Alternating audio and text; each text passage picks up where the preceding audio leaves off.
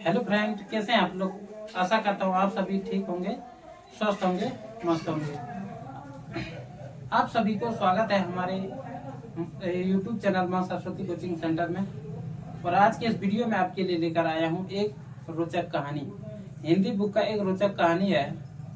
तो जिस कहानी के बारे में हम चर्चा करने जा रहे हैं उस कहानी का नाम है पानी की कहानी।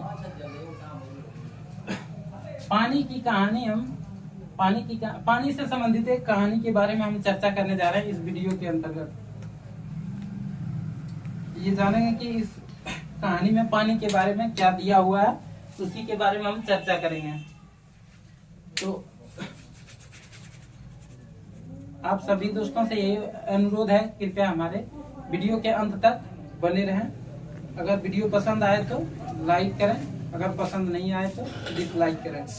तो हम कहानी का शुरुआत करते हैं। मैं आगे बढ़ा ही था कि बेर की झाड़ी पर से मोती सी एक बूंद मेरे हाथ पर आ पड़ी। मेरे आश्चर्य का ठिकाना न रहा जब मैंने देखा कि ओस की बूंद मेरी कलाई से सरक कर हथेली पर आ गई है। पानी अपने बारे में पानी के बारे में ही कहानी हम सुनाने जा रहे हैं। तो पानी का कहानी है ये। क्या कहता, मैं आगे बढ़ा ही था कि बेर की झाड़ी पर से मोती सी एक बूंद मेरे हाथ पर, क्या होता है, हाथ पर गिर पड़ता है।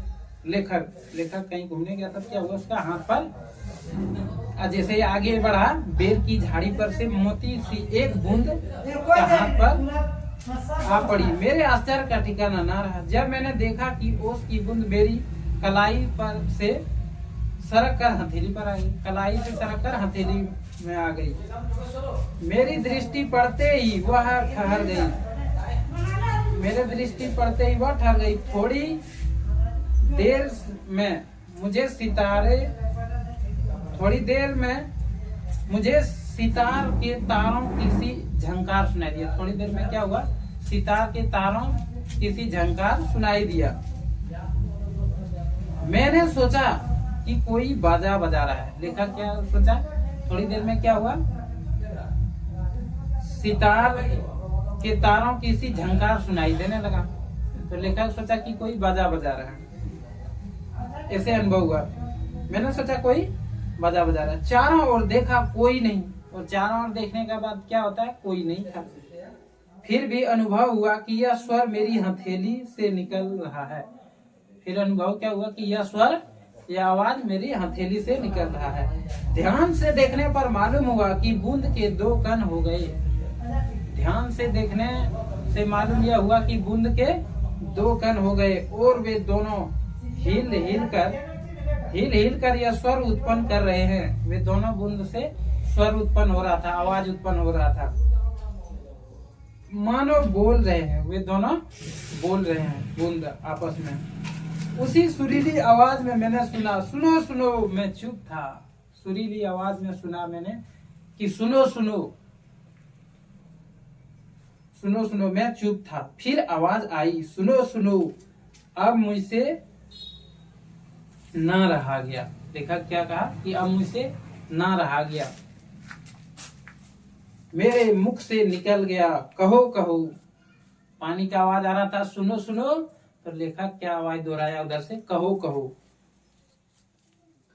ओस की बूंद मानो प्रसन्नता से हिली और बोली, मैं ओस हूँ। ओस की बूंद क्या कर रही थी, प्रसन्नता में आकर के बोली, प्रसन्नता से कि मैं ओस हूँ। ओस की बूंदें बोल रही थी, सुनो सुनो। तो लेखक का मुंह से निकल गया। बार बार ये आवाज सुनने के बाद लेखक से नहीं रहा गया। तो लेखक जवाब देता है कि कहो कहो। तो ओस की बूंदें प्रसन्नता से हिली और बोली, मैं ओस हूँ। वह क्या करती है, वो अपना परिचय दी कि मैं ओस हूँ। जानता हूँ, मैंने कहा, लोग मुझे पानी कहते हैं। ओस की बूंदें क्या बोली कि जानता हूँ मैं, लोग मुझे पानी कहते हैं, लेकिन मैं ओस की बूंदें हूँ। फिर भी ओस है या बूंद है तो वो पानी ही है। जल भी हूँ मालूम है, मैं बेर के पेड़ से आई हूँ। और ओस की बूंदा कहाँ से आई थी? बेर की पेड़ से। लेखक जब घूमने निकला था तो उसका हाथ पर आ गिरा। झूठी, मैंने कहा और सोचा, बेर के पेड़ से क्या पानी का फवारा निकलता है? लेखक क्या जवाब दिया कि झूठी, झूठी कहीं की बेर का पेड़ से कहीं फवारा निकलता है।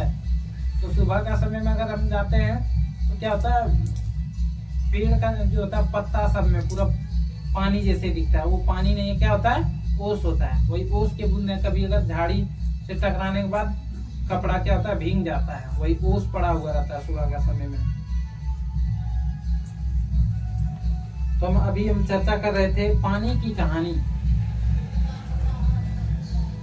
तो हम इस कहानी के अंतर्गत ये जाने कि ओस किसको कहते हैं। ओस के बारे में हम जान गए, पानी के बारे में जाने कि ओस किसको कहते हैं।